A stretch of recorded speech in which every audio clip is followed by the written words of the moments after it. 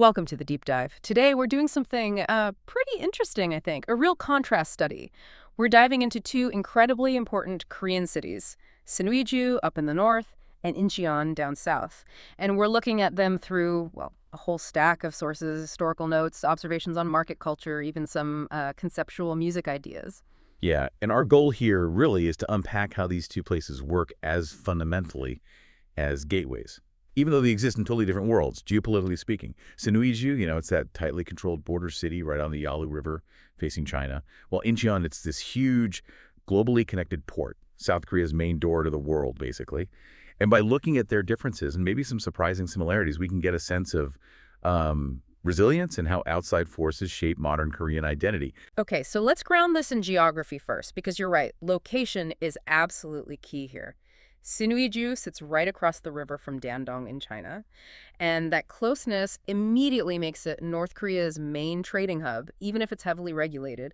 But the sources also make it really clear that this means it's a major channel for smuggling, too, unofficial trade. Right. Whereas Incheon, that's where South Korea really opens up to the rest of the globe. You've got the historic port Jamulpo, which opened way back in 1883. That was kind of Korea stepping onto the modern world stage. And now, of course, it's home to the massive Incheon International Airport, a city really built for connection, constantly mixing Korean, Chinese, and global vibes. And yet, despite these diverging paths now, both cities share this really intense, painful experience in the Korean War back in the early 50s. They were both critical strategic points, weren't they? Oh, absolutely. Sinuiju being right there next to China, it got hammered. Heavy bombing, its bridges, its railways, all relentlessly targeted because they were crucial for supplies coming from China. And Incheon, well, everyone knows about Incheon for the landing. That huge, decisive, amphibious operation, General MacArthur, it totally shifted the momentum of the war. Exactly. So, yeah, both deeply marked by the conflict.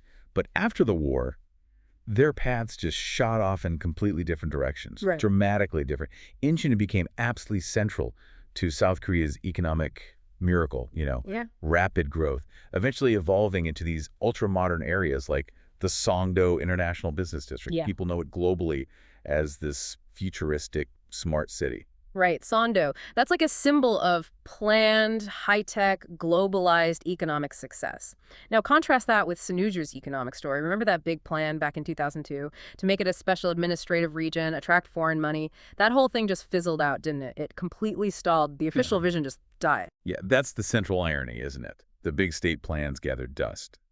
But meanwhile, the city always had this connection to cross-border trade. It just shifted. It floated to the informal markets, the black market. It kind of underscores how external influence there tends to bypass the official channels entirely.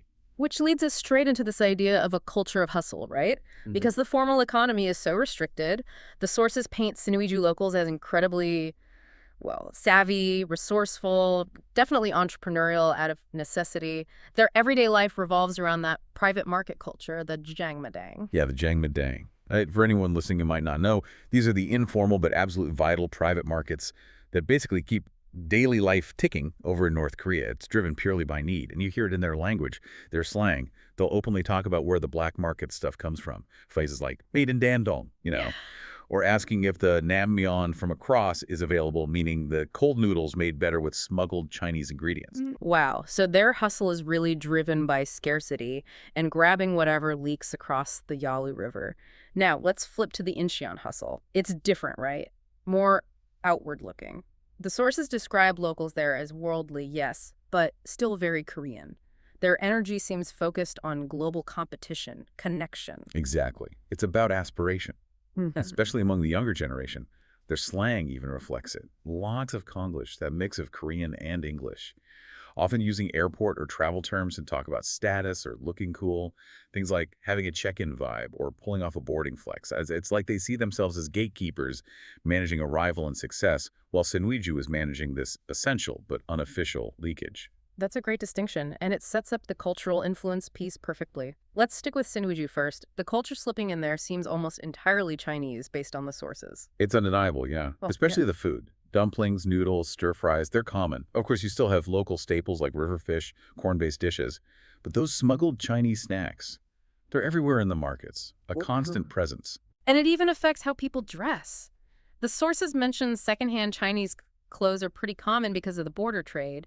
They actually say this makes Sinuiju look slightly more stylish than some other North Korean cities further inland. Right. And you see it in language, too. Yeah. The main dialect is Pyongan, but people weave in Chinese loanwords, specifically related to trade and commerce. It's fascinating how the state tries to push back against this constant sort of osmosis. You see this huge propaganda slogans everywhere, trying to reinforce control, things like border of the revolution. Okay, now let's swing over to Incheon.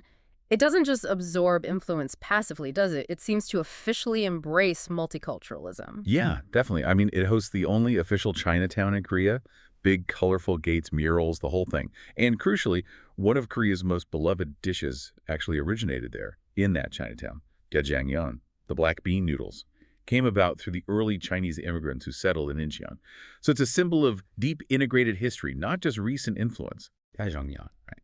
And beyond food, Incheon itself is kind of an international star. The sources point to Incheon International Airport. It's always popping up in K-dramas, right? Like Crash Landing on You. Yeah. And K-pop music videos love filming there. Its design, those indoor gardens. Right. It's become a visual shorthand for South Korea's modern global image. Absolutely.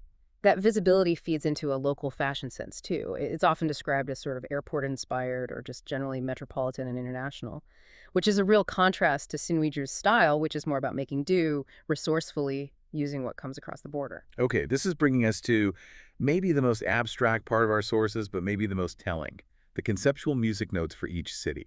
What jumps out at me right away is that both concepts somehow use variations of Erang, the classic Korean folk song, Yeah. as a base. Yeah, isn't that something? It's just the shared bedrock of identity, something that runs deeper than the political division. But how they use it, the musical expression itself, that tells the whole story of their differences. Okay, let's break down Sinuiju's proposed sound first. It's labeled borderline hip-hop fusion. And just look at the instruments listed. It's like a map of the city's reality. You've got the Chinese erhu, that two-stringed fiddle sound, mixed right in with the Korean gyeojeum zither, and then that's layered over heavy hip-hop bass kick drums. And the environmental sounds, that's Just genius. big. Fairy horns, bicycle bells, the static from shortwave radios. It just screams clandestine movement, the constant hum of unofficial activity, smuggled goods. The overall tone is described as tense, yeah, but also with this weirdly playful, almost bittersweet resilience underneath. Yeah, and the sample lyrics really capture that underground vibe. The opening line is quoted as, "Yo, you heard, made in Dandong, that Ningyon across the river hit different." I mean, that's directly referencing black market quality being the local standard. It is. And the hook really drives home that feeling of precarious survival and, well, hustle. Orang, song upon the border, sweat in the merchant's hands, dreams cross over. Yeah, that's powerful. It's like a hidden political commentary wrapped in a hip-hop concept, the soundtrack of just getting by, making deals. Okay, stark contrast now. Let's look at Incheon's sound concept. This one is described as K-pop with lively, busking indie pop elements and having an electro-rock vision. The description feels sleek, right? Expansive, deliberately international. Definitely. And interestingly, this concept also uses Chinese instruments, the erhu again, and the gusheng, that big horizontal zither, alongside the Korean gyeojeum and jango drums. But here it doesn't feel like necessity. It feels like a deliberate fusion, part of a bigger sound palette. They're blended with synths, electronic pads, big brass hits. The whole theme is described as hopeful, ambitious, celebrating being the gateway, the arrival point. Yeah, that confidence really blasts through in the quoted lyric, which apparently uses a local saying, Incheon Manhago, Seoul Jagyun, which means Incheon is big, Seoul is small. That's quite a boast. That sense of scale and importance totally defines its musical idea, completely different from the Sinuiju track's urgency. It's fascinating, isn't it, when you put it all together, how external forces, whether it's that sort of regulated but leaky border trade in Sinuiju, or the huge global aviation and investment flows in Incheon, how they profoundly shape language, food, style, everything.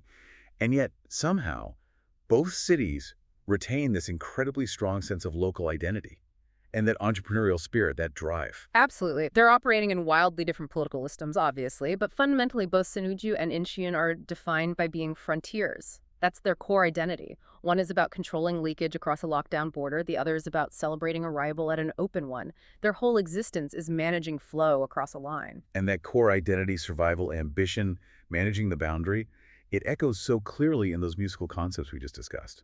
Yeah, it does. And that actually brings us to our final thought, something for you, the listener, to maybe chew on. Both of these conceptual songs, despite everything, tap into this deep well of urban resilience. They even use the same root folk song, Orang. Sinuiju's hook is blunt. Sinuiju hustle, we are all alive. Survival. Mm-hmm. And Incheon's bridge looks back at its own rough history, but focuses forward. City protected, even in the flames of war, we rise again following the wind. Resilience and ambition.